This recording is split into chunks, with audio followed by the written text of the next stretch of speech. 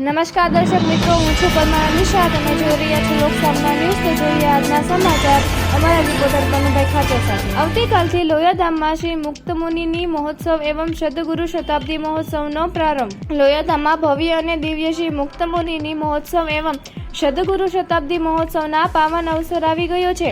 ત્યારે પરમ પૂજ્ય શ્રી શાસ્ત્રી શ્રી ઘનશ્યામ પ્રકાશદાસજી સ્વામીની પ્રેરણાથી અદ્ભુત, અદ્વિતીય અને અવિસ્મરણીય અજવાસી લોયાધામમાં ભવ્ય અને દિવ્ય શ્રી મુક્તમુનિનો મહોત્સવ એવં સદગુરુ શતાબ્દી મહોત્સવના પાવન અવસર ગણતરીનો કલાકોમાં જ આવી રહ્યો છે.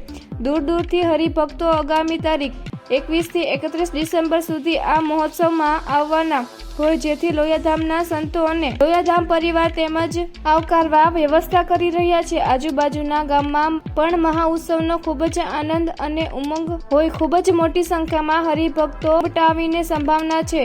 તો ફરી મળીશું એક નવા સમાચાર સાથે. ત્યાં સુધી જોતા રહો લોકસામના ન્યૂઝ.